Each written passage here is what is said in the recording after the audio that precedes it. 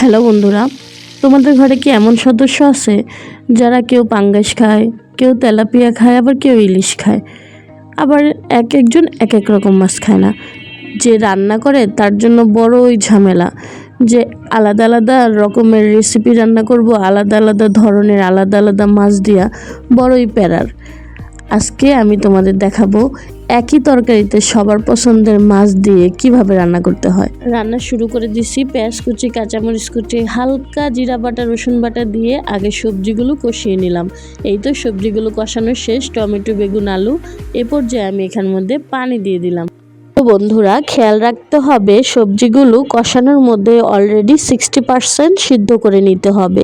First of তরকারিগুলো বলক এসে পড়ে। এখন তরকারি পাতিলটা আমি সাইডে রেখে, তোমরা দেখতে পাইতেছো আমি মাছ ভাজি করতে এসে পড়েছি। আর এই মাছ ভাজির মধ্যে আমি 3 পদের মাছ দিছি: ইলিশ মাছ, তেলাপিয়া মাছ এবং পাঙ্গাস মাছ। তো আমরা 3 জনেই 3 রকম মাছ পছন্দ করি। তোমরা হয়তো বা মনে হইতেছে যে আচ্ছা, এক তরকারিতে 3 রকমের মাছ। হ্যাঁ বন্ধুরা, কখনো বাসায় ট্রাই করে দেখবা। এক এক মাছের ফ্লেভার এক এক রকম লাগবে, কোনোটার সাথে কোনোটার গোলমিল খাবে। এই পর্যায়ে মাছ ভাজি শেষ। আমি আমার আগে থেকে রান্না করে রাখা সবজিগুলোর মধ্যে মাছ ভাজি দিয়ে দিই। নামানোর পূর্বে এখানে একটু ধনিয়া পাতা দিয়ে দিই। তোমরা বাস এটা বাসায় ট্রাই করো আর টেস্ট করো। এটার কালার যে এত সুন্দর হয়েছে, আর স্বাদে তো ছিল অতুলনীয়।